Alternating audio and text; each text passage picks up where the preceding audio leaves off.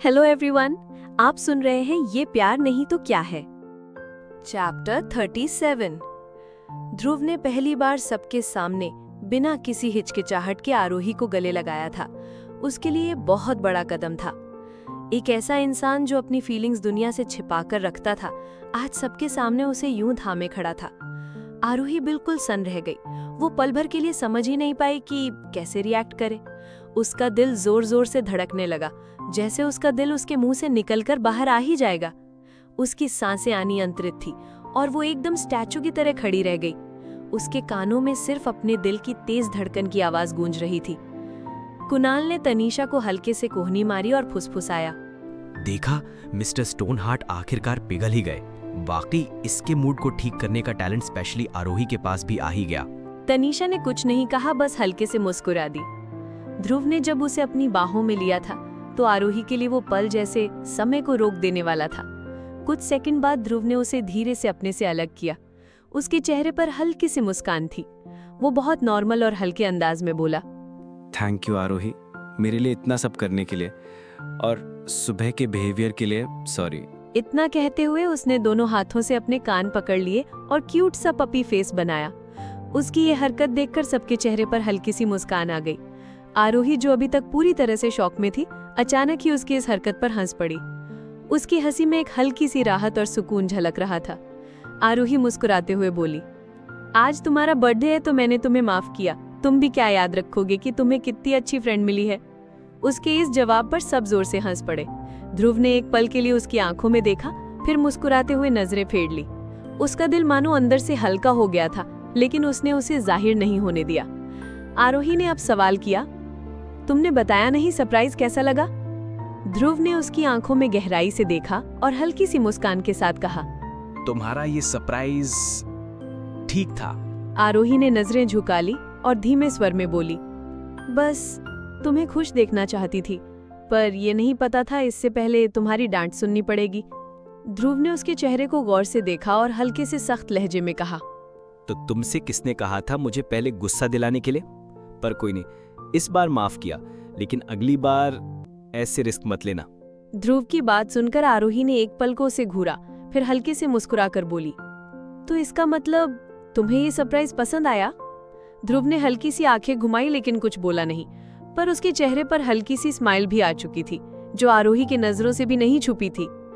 अब ध्रुव सीधा कुणाल के पास गया और उसे गले लगाते हुए बोला, थैंक यू मेरे लिए इतना सब करने के लिए, और थैंक यू मुझे आरोही से दोस्ती करने के लिए समझाने के लिए। वो वाकई बहुत अच्छी है, सच में थैंक यू। कुणाल हंसते हुए बोला, बस कर भाई, रुलाकर ही मानेगा क्या?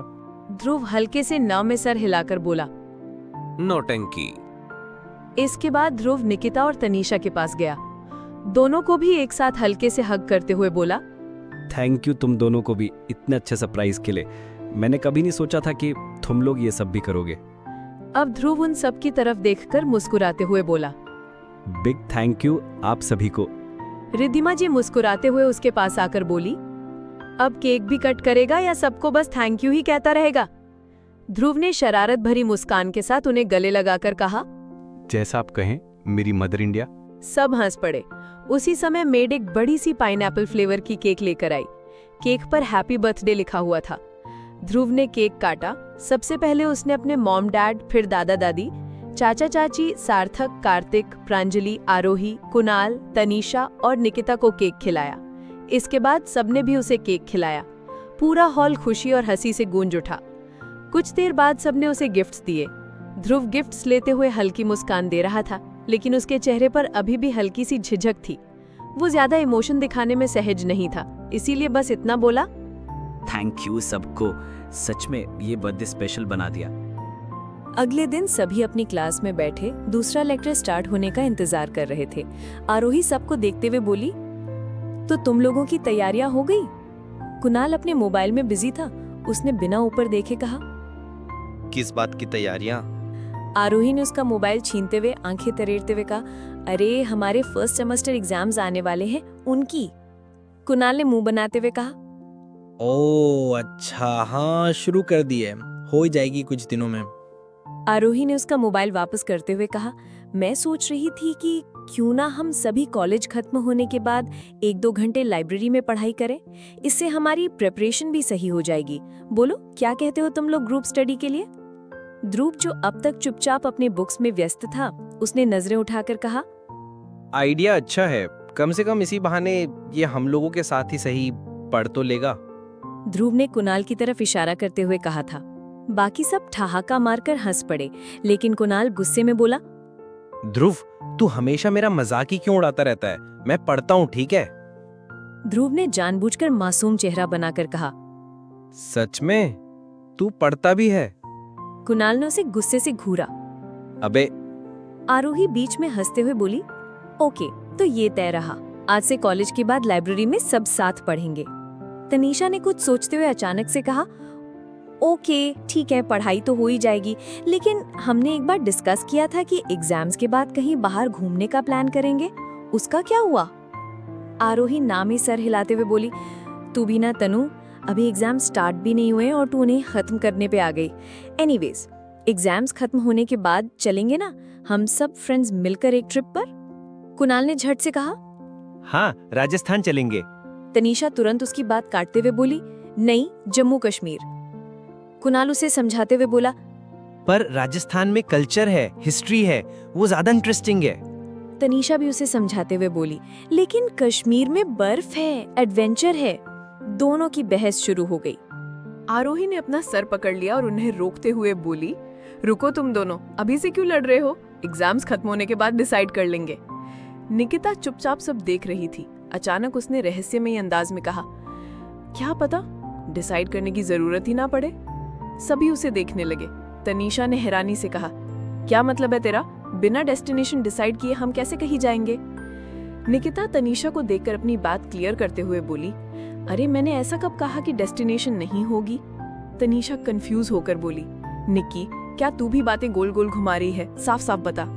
निकिता सबको देखकर बोली, अरे मैं ये कह रही हूँ कि हो सकता है एग्जाम्स के बाद हम लोगों को डेस्टिनेशन डिसाइड करने की जरूरत ना पड़े। आरोही हैरानी से बोली, और वो क्यों? तू सही से बता ना, इतना बात को क्यों घुमा रही है? निकिता मुस्कुराते हुए बोली, अरे मेरा मतलब ये कि शायद एग्जाम्स के बाद कॉलेज का टूर जाएगा। अगर ऐसा हुआ तो हमें डेस्टिनेशन खुद चुनने की जरूरत ही नहीं पड़ेगी, टूर पर ही चलेंगे, उसमें ज्यादा मजा आएगा। तनीषा की आंखें चमक उठी। उसने एक्साइटेड होकर कहा, सच में कॉलेज टूर पर जाएगा? निकिता ने सिर हिलाते हुए कहा, सुनने में तो यही आया है। आरोही ने कहा, अच्छा अगर ऐसा हुआ तो बढ़िया है, लेकिन अभी का फोकस स्टडीज पर होना चाहिए, ओके? सबने हामी भरी। तभी प्रोफेसर क्लास में आ गया और लेक्चर शुरू हो गया। अब सबका रूटीन फिक्स हो गया था। क्लास अटेंड करने के बाद सीधा लाइब्रेरी। कुछ ही दिनों में उनके सेमेस्टर एग्जाम्स शुरू हो गए। सबने बहुत मेहनत की और अच्छे से एग्जाम्स दिए। आखिरकार एग्जाम्स खत्म हुए और सबने राहत की सांस ली। एग्जाम्स खत्म होने के बाद सभी कैंटीन में बैठे बातें कर रहे थे। तनीषा ने खुश होकर कहा, फाइनली ये एग्जाम्स खत्म हुए। आरोही ने भी राहत की मुस्कान देते हुए कहा, हाँ, और इस बार सबने मेहनत की है, अच्छे नंबर आएंगे। कुणाल बोला, नंबर तो पक्के अच्छे आएंगे। तनीषा अचानक उत्सुकता से बोली, अब बताओ हमारी ट्रिप का क्या हुआ? आरोही मुस्कुराकर बोली, मैं यही सोच रही थी कि तनु ने अब तक ट्रिप की बात क्यों नहीं की। ध्रुव, जो इतनी देर से चुप था, आरोही की बात सुनकर मुस्कुराते हुए बोला, लो, अब बोल भी दी। सब हंसने लगे। आरोही ने हंसते हुए कहा, ठीक है, तो सब अपनी जगह बताओ, कौन कहाँ जाना चाहता है? जो जगह सभी को सही लगेगी वहीं चलेंगे। कुणाल सबको देखकर बोला, मैंने तो पहले ही अपनी जगह बता दी थी, हमें राजस्थान जाना चाहिए। तनीषा भी झट से बोली, मेरे हिसाब से कश्मीर जाना चाहिए, वहाँ बर्फ होगी, काफी मजा आएगा। निकिता को चुप देख आरोही ने उससे सवाल किया, तू भी बताना निक्की, तू कहाँ चलना चाहती है? निकिता मुस्कुराकर बोली, मेरा शिमला जाने का मन है। आरोही ने ध्रुव की तरफ देखते हुए सवाल किया, और तुम कहाँ जाना चाहते हो? तुमने नहीं बताया। ध्रुव अपनी कॉफी पीते हुए मोबाइल में देखते हुए ही बोला, मैंने ज्यादा कुछ नहीं सोचा, तुम्हें लोग डिसाइड कर लो, जहाँ पर डिसाइड हो जाएगा वहीं पर चल लूंगा। आरोही ने फिर से कहा, तो ये बता दो, तुम्हें इन तीनों की सिलेक्ट की हुई जगह में से कौन सी ठीक लगी? ध्रुव ने एक नजर उन तीनों को देखकर कहा, आई थिंक हमें ठंडी बर्फ वाली जगह चलना चाहिए। इस टाइम घूमने में वहाँ ज्यादा अच्छा लगेगा। तनीषा खुश होकर बोली, तो कश्मीर बेस्ट है ना? ध्रुव ने शांत लहजे में कहा। कश्मीर में इस टाइम बारिश और ठंड ज्यादा होगी, हम घूम नहीं पाएंगे। मुझे लगता है शिमला ठीक रहेगा। ध्रुव की बात सुनकर आरोही कुणाल की तरफ देखकर सवाल किया। कुणाल, शिमला चलने में कोई प्रॉब्लम तो नहीं है ना तुम्हें? कुणाल ने मुस्कुराकर जवाब दिया। नहीं, मुझे कोई प्रॉब्लम नहीं है, हम वहाँ भी चल सकते हैं, काफ़ी अच्छी जगह है शिमला। अब आरोही तनीषा से बोली। तनु, तुझे कोई प्रॉब्लम तो नहीं है ना शिमला चलने में? तनीषा हंसते हुए कहा, नहीं, मुझे भी कोई प्रॉब्लम नहीं है, मुझे तो बर्फ वाली जगह जाना था। अब चाहे वो कश्मीर हो या शिमला, क्या फर्क पड़ता है? सबकी हाँ मिलते ही आरोही ने कहा, परफेक्ट, तो ये डिसाइड रहा, हम सभी शिमला जा रहे हैं। नेक्स्ट वीक सही रहेगा ना? सभी ने हाँ में सर दिया और ट्रिप अगले हफ्ते फाइनल हुई। उसके बाद सभी अपना नेक्स्ट लेक्चर अटेंड करने के लिए क्लास में चले गए। लेक्चर के बाद प्रोफेसर आए और बोले, स्टूडेंट्स, मेरे पास आपके लिए गुड न्यूज़ है। हर साल की तरह इस साल भी हमारा कॉलेज टूर पर जा रहा है और इस बार टूर मनाली जाएगा। ये खास तौर पर फर्स्ट ईयर स्टूडेंट्स के लिए है। सभी स्टूडेंट्स शोर मचाने लगे। प्रोफेसर ने हाथ उठाकर चुप कराया और अपनी बात जारी रखी। टूर अगले हफ्ते निकलेगा। जो भी स्टूडेंट्स जाना चाहते हैं वो आकर अपने नाम दर्ज करवा दें। फीस की जानकारी भी तभी दे दी जाएगी। और हाँ, ये बात आपको पहले नहीं बताई गई थी ताकि एग्जाम्स के बाद ये आपके लिए सरप्राइज रहे। इतना कहकर प्रोफेसर चले गए। आरोही चारों को देखकर बोली, तू अब क्या सोचा है, टूर पर चलें? तनीषा की आंखें चमक उठी। उसने मुस्कुराते हुए कहा, हाँ प्लीज गाइज, मनाली का टूर बहुत मजेदार होगा। कुणाल ने भी हामी भरी। मुझे भी लगता है तनीषा सही कह रही है। निकिता बोली, हाँ मुझे भी टूर पर ही जाना है। ध्रुव चुपचाप बैठा रहा, फिर हल्की आवाज में बोला, मनाली ठीक है, कोई बुराई नहीं है वहां भी चलने में। आरोही ने मुस्कुराकर कहा, तो ये फाइनल है, अब हम शिमला नहीं मनाली जाएंगे। सबके चेहरे पर उत्साह था, लेकिन ध्रुव का चेहरा पढ़ पाना मुश्किल था। उसकी आंखों में हल्की सी चमक थी, जैसे वो इस टूर को लेकर किसी गहरे प्लान में हो। तो गाइज, आज का चैप्टर तो यहीं खत्म होता है। अगर आपको मेरी ये कहानी पसंद आ रही हो तो वीडियो को लाइक करें, अपने फेवरेट मोमेंट को कमेंट में ज़रूर शेयर करें। आपके हर एक कमेंट से हमें और लिखने की हिम्मत मिलती है। और हाँ, मेरी चैनल को सब्सक्राइब करना ना भूलें। साथ ही बेल आइकन ज़रूर दबाएं ताकि इस जज्बाती सफ़र का कोई भी हिस्सा आप मिस ना करें। अगले चैप्टर में फिर मिलेंगे, कुछ नए मोड़ों, कुछ अधूरे अल्फाजों और बहुत सारे एहसासों के साथ। तब तक के लिए bye bye and take care.